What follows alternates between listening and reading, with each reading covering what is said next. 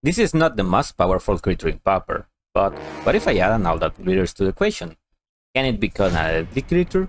Probably, but just in case, we'll pair it with other cheap ones that can pressure your opponents early in the game. There are advantage spells to never run out of steam, and ways to make them bigger that can turn other small creatures into deadly assassins. In a nutshell, this is Brute Squad, so let's see how it does in a Pauper League. Our first match is against Boggles, and we keep a decent hand as we have everything we need. Plan is to play a Secret of the Way and slam and all that glitters onto it. This way, we will not only add pressure to them but also incline the race in our favor as we will gain life in the process. They are not making things easier as they have a huge creature thanks to 2 ancestral mass attached. Still, as planned, we managed to put them into a deadly clock, and, just in case, we are holding Metallic Rebuke. As a result, Armadillo Clock could put us in a big trouble. They play a blocker after attacking, but now I can give lifelink once more to my Seeker, and by chaining multiple card spells, I found a Tooth of Chisgoria that will pump one of my unblocked creatures and win the game. But Cyber, I don't know why, but I found myself cutting the Tooths very often, and replacing them with dedicated pieces of hate against certain decks. In this case, Leave No Trace and Standard Bearer are lights out for most of these Aura decks, so keeping hands with them or mulligan aggressively to find them is always an option. I like my initial hand, so I decided to keep it, especially since we have the Secret of the Way all that glitters combo. That said, they managed to assemble a big creature by turn 3, and put us below 10 life points. But by chaining multiple chip spells and thanks to Glinghack, I was able to gain some life in the process. Setting up for an all that glitter swing with counter backup on my next turn, and they were forced to block as otherwise they would be dead. They drew for their turn and scooped. Our second match is a tough one against Boros Synthesizer. Game 1 is somewhat even, but Cyber, however, is a different story, as thanks to the popularity of Affinity in the meta, these decks run 8+ hate cards to beat it, and since this deck shares some similarities to it, you will see where I'm going with this. Anyways, the way we won this is by applying tons of pressure to them, and in one turn I was able to take a huge chunk of their life points, and while they were able to deal somewhat with my board, they were in the same position next turn. I put them down to 4 life points, and after the top decking and all that glitters on an empty board, we move towards game number 2. We added our Hydroblast and ways to protect our cards post Cyber, but as anticipated, it's a bad matchup through and through, and while I managed to play some creatures, they managed to kill them left and right, along with my lands, made this game beyond player for me. In game number 3, we keep a decent hand, as I could draw some cards and got some Hydroblast to buy their hate cards. My only issue now is that we don't have a white mana, and all of our early threats are of that color, but fortunately, an ancient didn't appear, and we can start bashing with our creatures. Now, we just have to slowly develop our board and hold counter magic against their artifact hate, as otherwise we will be dead. I counter a Synthesizer as when paired with Core Skyfisher or Glinghack, it can easily outvalue us. They then tried to play a Karakar Shaman, which can be problematic, so I dealt with it as well. But I was inevitably hit by a Dust to Dust. All things considered, it's not as bad as with returning board presence, but we want to be careful and not run into open mana and get 2 for 1 when we play our all that glitters. My hope was that they tap out, but the turn I did, they cleaned the board with a second Shaman, and despite me putting up the good fight, they eventually had better draws and in the end I lost the match.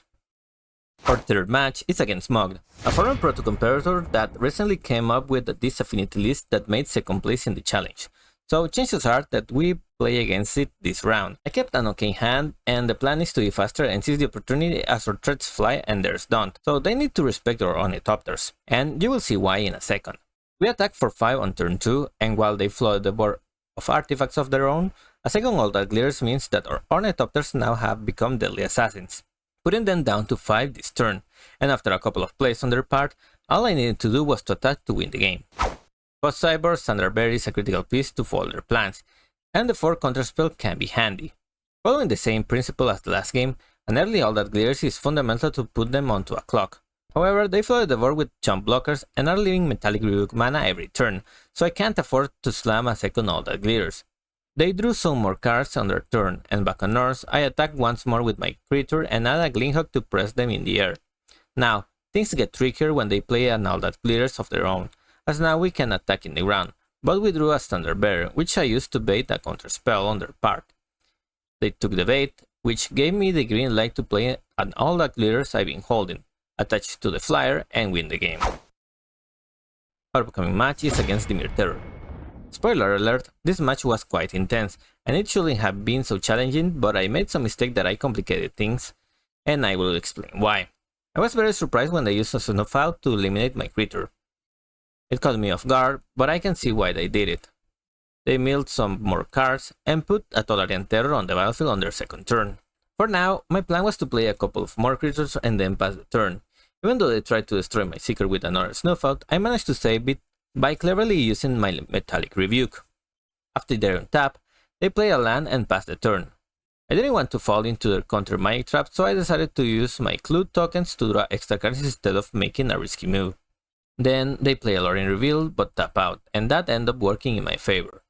This allowed me to cast 2 All That Glitters without any obstacles, and now they were facing dangerous situation when they could lose the game, even if they had a snuff out in hand. As a result, they decided to concede. After sideboard, we brought a Ornithopter and an additional Metallic Rebuke to handle their fast starts. However, this strategy wasn't very effective when their creatures have ward.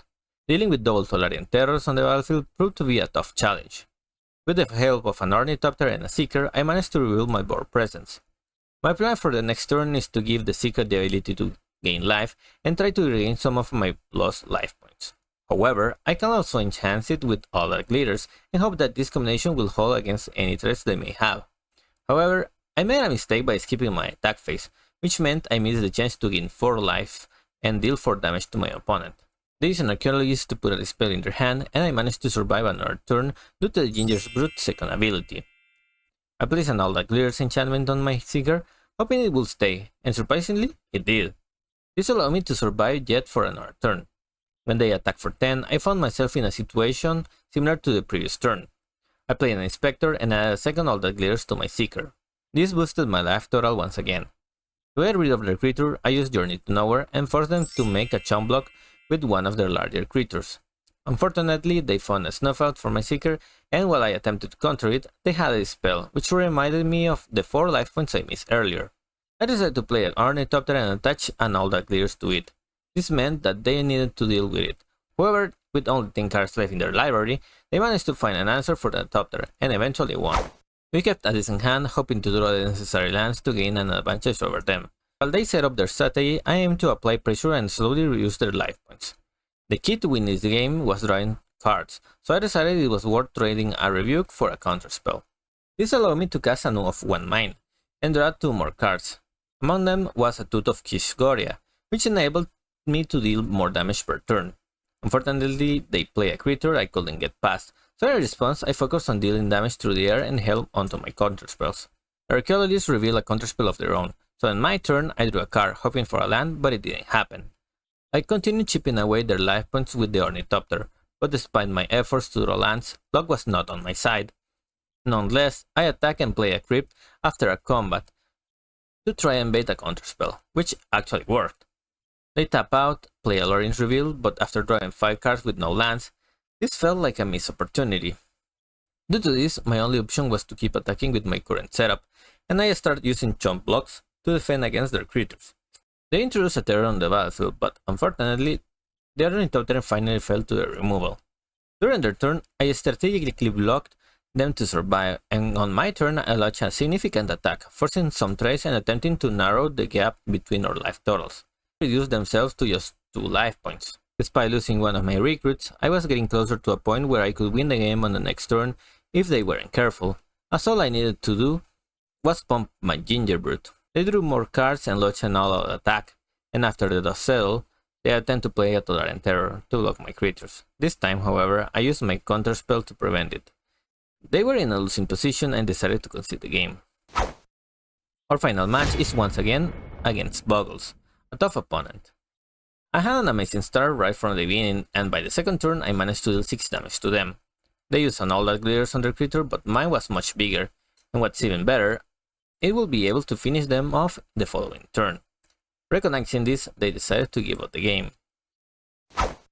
After we made some adjustments between games, just like we did in the first round, we set up some strong initial moves, and I successfully countered one of their key cards, Ancestral Mask. However, despite my efforts to win and coming really close, we fell just 1 turn short, while they were able to draw an Ethereal Armor on consecutive turns, leading to their victory in the second game. In the last game, I had to mulligan down to only 4 cards in my hand, which put me at a disadvantage from the beginning. However, the deciding factor was a standard better, which I couldn't remove from the game. To add to the challenge, they found 2 powerful enchantments to put in one of their creatures, and I was desperately hoping for a Leave No Trace to show up, which would have helped me. But unfortunately, it didn't. This led me to finishing the tournament with a decent 3-2 score. Now, if you're new to Pauper and want to test other cool decks, click into that playlist.